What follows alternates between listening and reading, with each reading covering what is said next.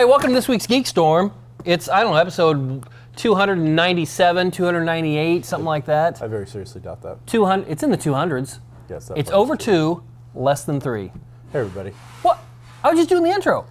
Not very well. What? Pretty poorly, to be quite honest. If I were to critique that opening, I would say, C minus. I would pass you out of the fake enthusiasm that you put behind it, but not behind the reality of what actually came out of your mouth. So. Doesn't that tripod look a little crooked? It does actually look very crooked, but I'm sure that. It's crooked, but the head is level. Okay. Huh. Hey, everybody, welcome to this week's Geek. I don't throw things. We're not throwers. That's my Letterman. That's it. Or okay. Carson. I can't remember. It's all good until someone loses an eye. I think it was Carson. Okay, you got quarterback for the Chicago Bears. Yeah. Letterman threw the blue cards. I think Carson did that a lot. Just like that, except he caught it in the right way. Except he did it right. Yeah. Do your intro. Hey everybody, welcome to GeekStorm. I'm Sean Hilton, owner of Comics Cube, founder of the Kokomo Con, currently putting on some scholarships to help your children get an education because, well, they probably dearly need it. I'm joined today by my good and oldest friend in the world who's been continuously around, Michael Allen Harrison. And behind the cameras today, we have producer, director, Mike Dukes, who he just killed a lobster. He killed a lobster that was crawling across the floor. It was the size of. We just went to Red Lobster. I've seen a lobster. That's a lobster. It was rather lobster-like. Did you see it? I did. Okay. I wasn't going to bring that up. Why? Because it's an old building. Today on GeekStorm, we're going to cover some random crap. Many things. If you were going to skip an episode, this is not the one to skip. Number 220 or whatever the hell we're on. This might be the one you just did. This will be our finest hour. I'm just saying. Hey, did you see Creed? Yes. Came out a little while ago, but we haven't done this in a little while. I know, it's been a while. Okay, I love First Creed. Okay. Michael Jordan, love him. He's great. Right. I loved it when he scored like 60 points on No, Michael B. Jordan. Michael B. Jordan. Oh, Michael B. Jordan. Yeah. I love his shoes. No. He's got great shoes. No. Either way, Creed 2 came out. I didn't like it that much. I thought it was just okay. It was very super formulaic. Yes. I didn't like that at all. If that script had been more by the numbers, you could have made a picture of a duck out of that script. I almost feel like somebody at some point in the scripting process recognized how formulaic it was and stuck in the part about her losing her hearing and stuff and made that kind of some character work for her. Otherwise, she didn't do a lot in this movie. The lead actress, whose name I don't remember, but is Valkyrie.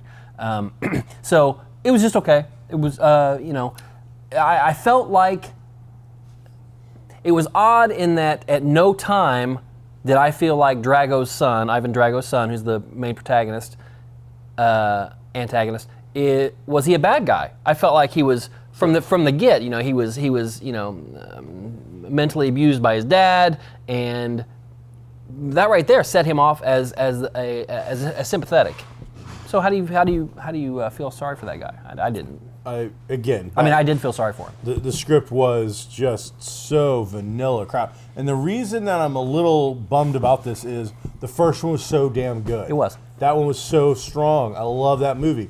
Michael B. Jordan is like the up-and-coming hotness right now. Mm-hmm. I love him in just about everything I've seen him in. I think he's great. Mm-hmm. But then you get this flaccid script of crap that, 3 guys in the writing room threw cliches against the wall. Now, I did like, as you pointed out, that Drago, who in the trailers is played up as, again, the ultimate evil. Right. But in this one, he's been done wrong by everybody in society. Right. And he's got an anger thing about it, and rightfully so. Right. So, yeah, at no point in time do I necessarily hate him. What I hate the entire time is just the point, bam, bam, bam, bam. It's just so lame how it was put together. A lot of things, and it could have been so good. One, you got to think you're probably making a third. It's very likely that after the success of the first one, you were going to make a third. You should have reversed the Rocky thing and had him lose.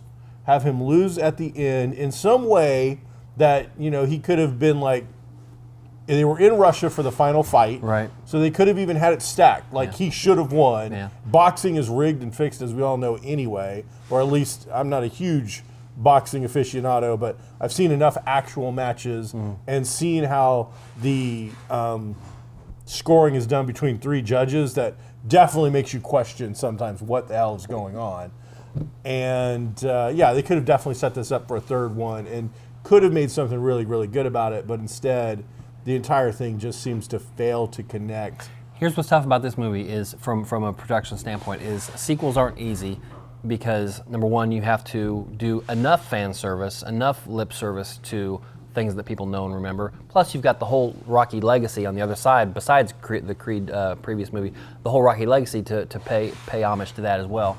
So it's a tough balance, but that's what everybody who makes a sequel does. Ryan Coogler, who came off huge success with Creed and huge success with Black Panther, this might have been just kind of a mailing in. Was this Ryan too? Coogler, yeah. Really? No, was it? No, I gotta say, I thought it was a different director. Was it? Yeah, I think so. Oh, I didn't realize that. So, which, my apologies again, to Ryan Coogler. Could have been another reason. And the thing that really kind of tugs at me on this, not only do I think that first one's great, I think it's got the legs to have been a great series. This could have been the movie that killed the franchise already. But Stallone is now coming out and saying, very likely he's done with Rocky finally. Right. Which he said before, but you never know. Yeah, the Rocky 6 or 7, the one where he finally is an old man, owns a restaurant. Yeah. That for me was kind of the last Rocky movie. Right. And I enjoyed that quite a bit. Here's a good movie. Here's the last thing I'll say about it. In Rocky, what are we talking about? Rocky 4, where Rocky fights Ivan Drago. Yes. I felt like Rocky goes into the montage. Yep. He's got a chance against Ivan Drago. He should be able to beat that. Okay. When Adonis Creed goes in the desert montage for maybe 2.5 minutes, I didn't feel like he was any different than the guy who got his butt chewed up in the previous match, which we knew if you have the big match 40 minutes into the movie, there's no consequences of that fight whatsoever. So that was kind of a letdown also. He was physically a little bigger.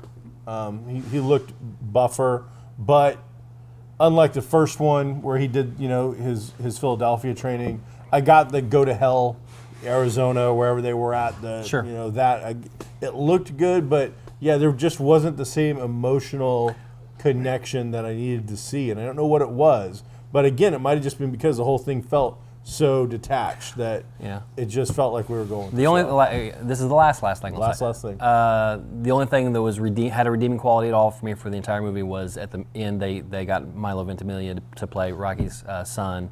If that hadn't happened, I'd have burned the place down.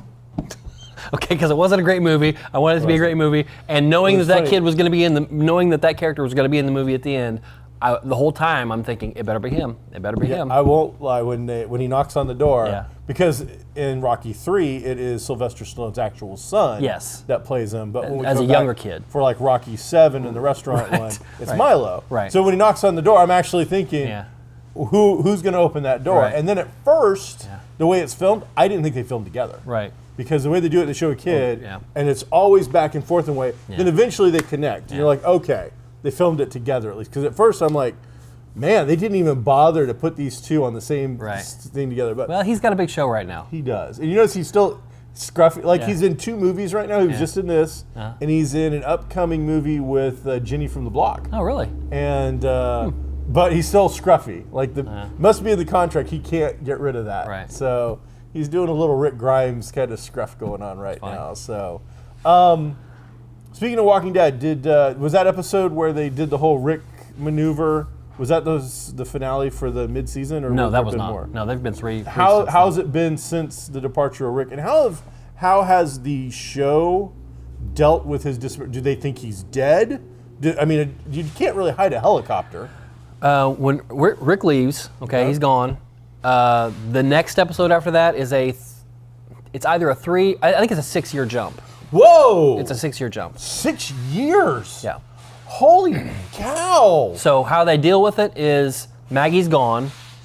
Okay. We don't know where Maggie is. Okay. All we know is she took the baby and left. Now in the real, she took her baby, or she took Rick's baby. Her baby. Okay. Her and Glenn had a baby. Okay. Yes, I remember that. Herschel. So in the real world, though, she's left the show. Okay. Now she left on good terms, but she's going to do some other show somewhere else. Movies and stuff, I think. Okay. So all they did when we came back from the 6 years is Maggie took the baby and gone. She felt like she had to do it, and Jesus is running the hilltop now. Wow. So gone. Daryl's kind of set himself aside. He's been out in the woods for a long time looking for Rick. They never found a Rick body, obviously. So he's been looking for him. Has he gone feral? He is a little feral. Is that what well, and he looks. They kind of played up the Wolverine. He's super dirtbaggy anyway. Looking, I mean, they don't.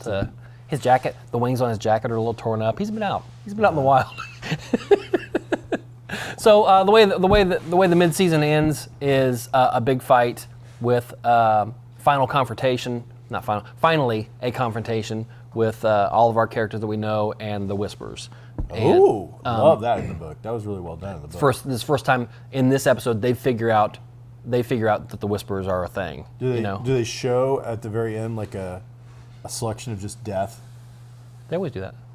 No. Like, or Talking Dead does that. Sorry. In the comic book, when the Whispers finally like it's war, we're on. They have somebody sneak in and abduct a lot of people, and so there's basically a line in the sand or a line in the field with spikes with heads on it. Oh no! All the way down, and like 2 or 3 major characters. There's a major death are dead in that on the spike. Like I'm not going to bother to say when they fight, and it was a really cool reveal for the audience. I mean, the audience kind of got an idea that on the show, our characters thought, hey, they're evolving because they could hear them. They could hear them.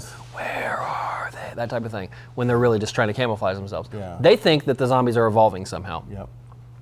And this isn't a spoiler. The real cool reveal was it was a dark, foggy nighttime cemetery scene. There's a fight, and the character that does end up dying, he's just going through. There's 3 or 4 walkers between him and where he needs to be, and he's just doing this and cutting heads and everything. And all of a sudden, one he's going after swerves out of his way, gets out of his way. And when he does that, he turns around and kills that main character. And that's when the other characters that are where they're waiting them see that this is figure that it's a person and that it's not a zombie. Okay. So that was pretty cool. It's kind of similar then, but yeah, that's, in the book, that's probably the last really like epic storyline in the comics right now. Is it? The stuff they're going into is much more political based and stuff like that. Zombies haven't been a major thing in the book since the end of the Whisperer War, which did involve Negan a lot. Now he's still around. But speaking of, go ahead. Hey, segue. So we're coming up on the 300th episode of Supernatural. We are. What is supernatural about this show is its longevity. Somebody made a Crossroads demon deal to keep this show on the air. Crossroads where they buried like a can of Viagra, a monster, and just a cat. What will come above? Right. Jeffrey Dean Morgan, Negan, will be returning for, I think, his 5th appearance in the show or something like that. I don't know. He's only had a handful of appearances. Not very many. But and his last appearance was like season 2. Yeah. So this will be, I don't know, season 13 or something. I think we'll go into 14, I'm pretty sure. Is it 14?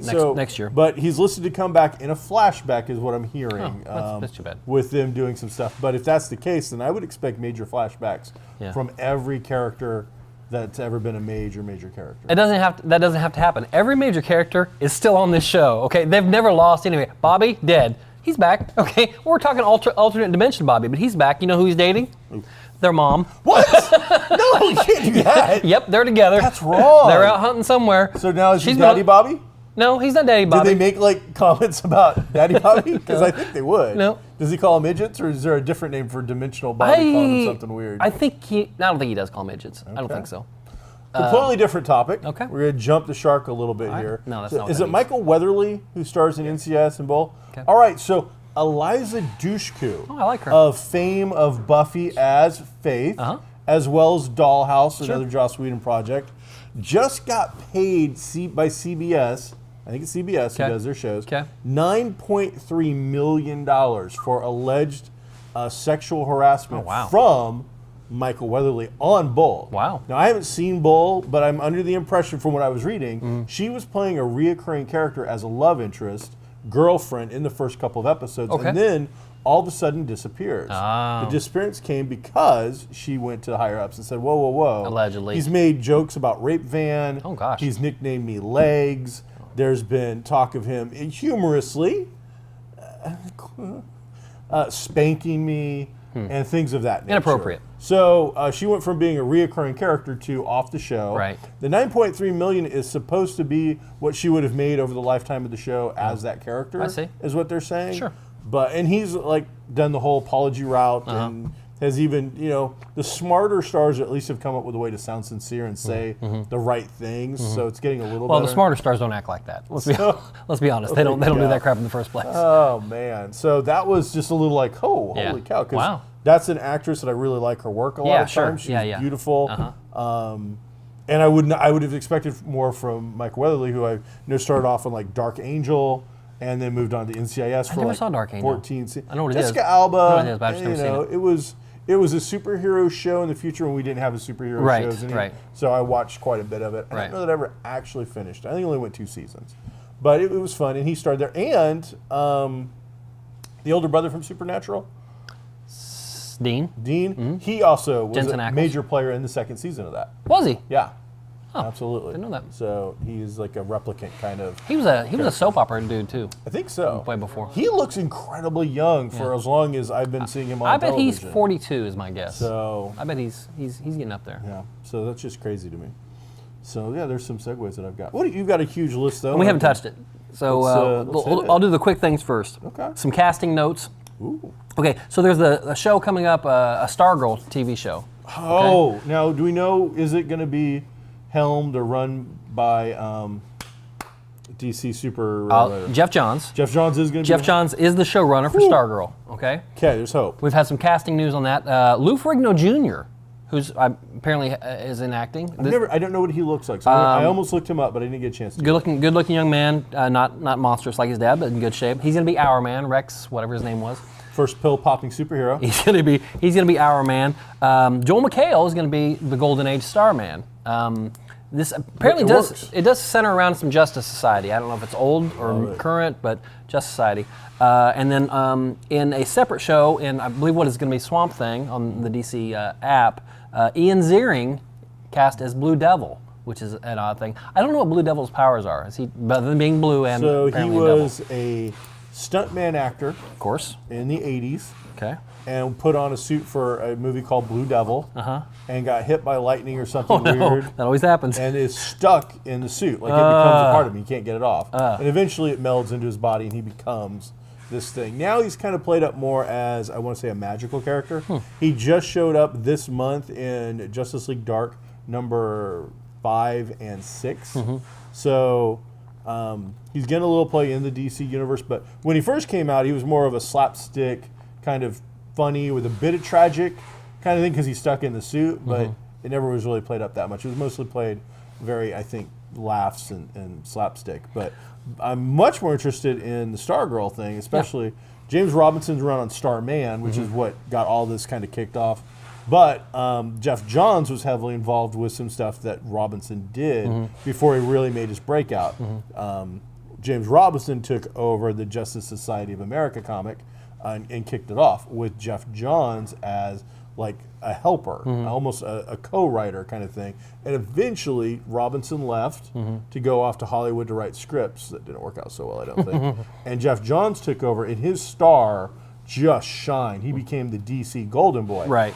Now Stargirl is based on aspects of his sister who passed away when she was younger. And so he's got a very, very strong connection to this character that he's helped create, but has mixed it into the DC Universe Golden Age almost with her and all these other characters. So a lot of cool stuff involved in that, and I'm very eager to see. As I said, they're mentioning Joel McHale as the Golden Age Starman, Yes. which really could then lead into the Jack Knight Starman, who I'm a huge fan of. That'd be cool. Which is where she got to be called Stargirl. Basically, the Starman that I love, which was James Robinson's character, it really was one of those things where it's his character, was on the JSA book that he was writing, and when he left, he was still a member, but Jeff Johns had taken over. He basically retires and gives up the Starman mantle to this girl and a power rod, which is what kind of is his magical device. The Jack Knight Starman, besides I like him also very much, would be such an easy easy addition to like a Legends of Tomorrow or something like that. He doesn't really have a costume necessarily. He just has the item that he uses his power with. That's what all these characters on that show do, you know. And they don't even wear costumes anymore. They're always they'll do their period stuff sometimes, but when they're just sitting around or doing they didn't do the big crossover this year, so that's usually when you see them in costume. So I mean, they did their own kind of cool little crossover thing, but just themselves. He would be such a great addition to that show. So hopefully there's some iteration of that pretty soon. That'd be cool, or just his own show. Yeah, I'd be cool with that. Yeah. Now, did you watch the crossovers? Because I did not actually. Yeah. I'm so far. I'm like a year behind on my CW. You can watch these without. All right. These So, three. what did you think? It was pretty cool. We got a lot of character development with Barry and Oliver because they did switch bodies, and they also switched. They called out the differences in their personalities, and one of them, and they each had to kind of really to make that character work. They had to knowingly kind of change their own personality to. You have to be darker to be the Green Arrow. You have to be more lighthearted to be the Flash, and they recognized that and played that out. So, like Ollie was a lighthearted Flash. Yes. Okay. Yes. And then Barry was like a brooding Green Arrow. Yes. I'll have to check. Yeah. How was Batwoman? I think that's what we all really want to know. Is it spin-offable? Pretty cool. The action, you know, you can tell it's definitely a first effort. The action was very, you know how they do when they're not sure about the fighting? There's a lot of staccato cutting and editing. It has potential for sure. She's not going to be able to emote in that mask very much at all. It's very Michael Keaton rubbery. I don't feel like she's going to be able to emote very well in that. The character when she played herself, Kate Kane, she was pretty cool. You know. She have a buzz cut? She did. Did she? So they kept with that. So the red's a wig. Yeah. Yes. Like Yes. that. Yes. It is. Good. And how they addressed Gotham was they had to go to Gotham for something. She's there. She's running it. They went into Arkham Asylum. There was a bust out. They walked down. There was a walk down the hall, and they had names on the walls. Cobblepot, blah blah blah. And is she really the cousin of Bruce Wayne? Yes. Okay, so she's the cousin of Bruce Wayne, and Wayne and Batman have both been missing for 3 years. Okay. That's where we're at with. That's how they're dealing with whatever they're dealing with. So maybe we'll see him down the line. Superman was cool. I really like Superman in this show. I think he does good. I don't know if it's just me making this up or if I've heard it. It's one of those things where there's so much crap out there. Yeah. I've almost heard. Is there like talk of a Superman mini series of some sort? I heard the same thing, but Okay. it's just you don't ever know what's real and what isn't real. Because I don't think the Supergirl ratings, even for CW now, are doing very good. I think her spot has been moved to She's on a Sunday, I think. on a horrible spot. So I'm almost wondering if they're not going to cancel or put Supergirl on hiatus and then do a Superman mini. Here's my whole thought on that entire process. Well, I want to hear it. Number one, at the end of this crossover, Supergirl and Batwoman had a real moment where they're like, hey, you know, it's too bad we're not from the same place, blah, blah, blah. We could be really friends. And one of them said world's finest and blah, blah. Another thing, they announced the next crossover, a year from now, is Crisis. So that being said, I bet we'll see all these Earths crammed into one again, so we can get a little more crossover action, make it easier. Because dimension hopping is such a joke now. It's not a big, okay, let's go do it.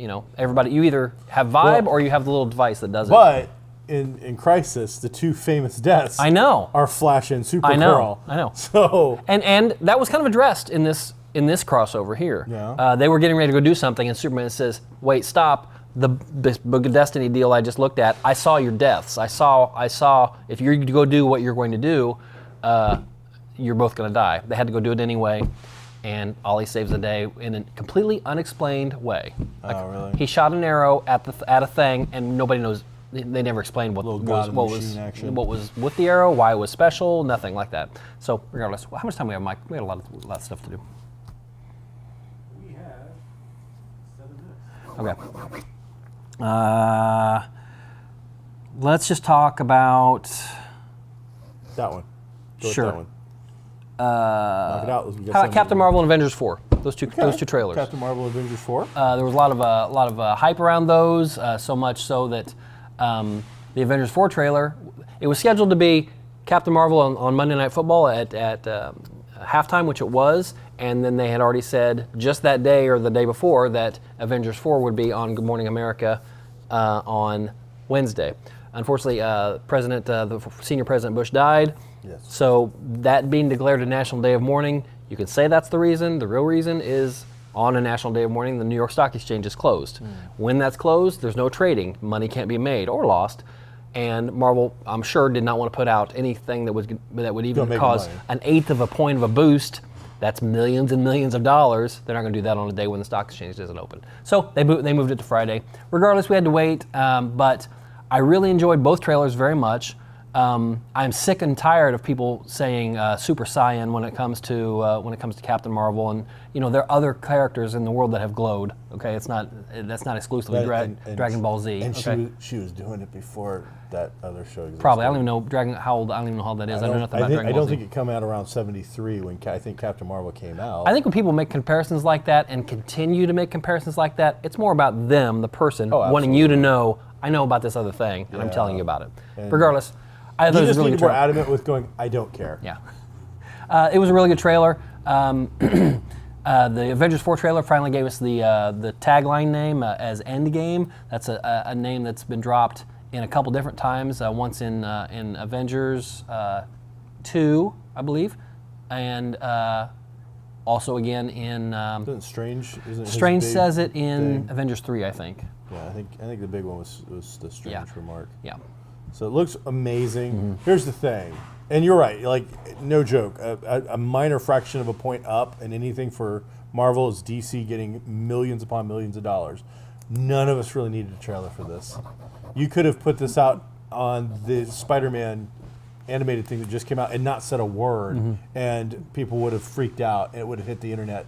Oh my God, the Avengers 4 trailer's on it. Right. And go see it. It's amazing. And here's the advantage of having a giant conglomerate where you own everything. Well, we're going to put it on Monday Night Football, and we're going to tell you ahead of time we're going to put it on Monday Night Football so we can get some bump there. We're going to tell you the same thing on GMA so we can get some ratings bump there, and I can charge extra to Tide detergent because they're going to get that bump. Looked amazing. Lots of fan theories already about time travel, not time travel. Right. I've heard about Captain America being in his Captain America 2 movie suit. Yay, my favorite. Didn't you get rid of it? Who? Yeah. Yeah.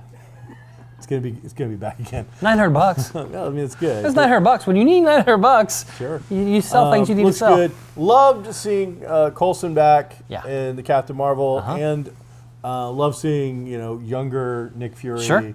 2 eyes before Skrull or the cat or whatever rips it out of his face. But really fun, cool stuff. And man, we're again, we've said it before, but we're just living in that age of geeks of one. I like that it didn't give anything away. Yeah. I hope the next one doesn't give any more away. It's just not necessary. Yeah. We're going to go see this movie. We really are. Like in droves. If you wanted to charge me for the ticket right now, I'll take 2. Right. In fact, I'll take the 3 because I'll take 4. I would I'm going to guess see it twice. I got to take my mom. I got to take my wife, and so. I would guess by the time this movie comes out, we'll be using the term Aquaman numbers. It's going to get Aquaman numbers because Aquaman's going to get huge numbers. You think? Yeah, it's I killing. think it's going to do really, really well. But I mean, Avengers 4, I think, is its own thing. It's broke records in China for its pre-release there. Really? Yeah. Well, good for it. Did you see his opening red carpet Samoan? Yeah. Yes. The tribal dance or whatever it is, a traditional dance. Yeah, that was kind of cool. I love that. Yeah. I enjoy seeing it. Anytime Except he broke the staff. Somebody in props is really mad. Is really mad right now because he stabbed that staff over his knee. The guy's like, oh, look, I spent 13 hours on that thing. But now we can sell both parts. Sure. The one part with the tips is going to go for a little bit more, but the other part's going to sell as well. Jason Momoa touched this. Yeah, it's going to do really well. Probably be DC's highest ranking moneymaker, but Avengers 4. Sorry, Aquaman. I don't see it. So. Infinity War and Black Panther and pre-sales. Yeah. Well, Avengers 4, baby. Oh yeah, I'm with you. I'm with you. That's you dropped a really big bomb, but they're loading up Also, Avengers, when they dropped the trailer, they also announced an April date, which moves it ahead 1 or 2 weeks, and that's to get it away from something else that was supposed to drop a week after Avengers. Okay. I can't remember what it is right now. Another big iconic movie. So that gives them. I think they did the same thing with Avengers 3. Actually, they moved it because they didn't want to, because Deadpool was coming out. Deadpool 2 was coming out. They didn't want only a week's worth of box office before Deadpool 2 comes in and steals some. So they bought themselves an extra week or two on the date. Let me throw this in there though. Okay. As much as I say Avengers 4, Aquaman's gonna make a lot of money. Nobody's gonna be disappointed in the money it makes. Right. I don't believe. Right. Avengers 4 is gonna make a lot of money. Venom's making all the money. Venom makes a lot of money. Venom, I didn't have down for making a dime. I still haven't seen it. I still don't think it's a great movie. I don't care how much money it makes. It's a mediocre Tom Brady. Yeah, Tom Brady. Yeah. Is there anything this guy can't do? Yeah. He's the GOAT. The whole thing felt phoned in. Tom Hardy felt like he just phoned it in. And there's some funny stuff in there. I laughed a lot. But it doesn't really matter because at the end of the day, the amount of money this movie has made has been just mind-numbing. I can't believe how well it's done. Yeah. Holy cow. Hey, how about Netflix? How about it? You watched that Santa Claus movie? Oh, it was great. Was that great? It was great. We all three watched it together. It was awesome. All I want to awesome. know is why when Kurt Russell as Santa Claus crashes the sled and he's got to, I got to do something. Right. Why didn't he just pick up the phone and call Jack Burton? Hey, I need to borrow the Pork Chop Express. I don't know. The guy never drives faster than he can see. That's true. His reflexes are great. And so I think that, but you know what? The check is in the mail. He was helping the children. Yeah. It's really what it was about. But as much as I want to make fun of the whole Netflix thing, because now there's a whole late November through December cottage industry that they didn't create, because I want to say the Hallmark Channel created this whole cheesy movie thing. Sure. But Netflix has capitalized on it to the point of, holy cow. There was a sequel to the big one that got it all started last year, the not Princess Bride, but the Christmas Bride or something like that. Okay. But yeah, if you haven't seen the Santa Claus? Christmas Chronicles. Christmas Chronicles, well worth checking out. Jack Bird and Snake Plissken is probably one of the best versions of Santa Claus that I have ever seen, and just an enjoyable, fun family movie. Last thing I want to cover really quick, give me 30 seconds. Evil elves. They were weird looking. They were weird looking. Okay, so Black Panther got nominated for a bunch of Golden Globes, which is it's a big deal. Including the movie of the year kind of thing. Yeah, it's a big deal. Let me tell you something. It's a good movie. It is a good movie. If it wins anything, though, it's going to be because it might be an important movie. But it wasn't even the best Marvel movie last year, let alone the best movie last year for sure. Black Panther was good. It wasn't any better than any of the Marvel movies I've ever seen. I wouldn't even put it in my top 3. Top 5. I wouldn't put it in my top 5 Marvel movies. Okay, it wasn't as good as A3. It wasn't as good as Ant-Man and the Wasp. It was just okay. So I think it's awesome that it's getting the attention it's getting. I just think that some of it is misplaced in being how great it was rather than how important it was. I think those are two different things. I know what we're doing. I want the mic back, Kanye. Wakanda forever. See you, everybody. Be groovy.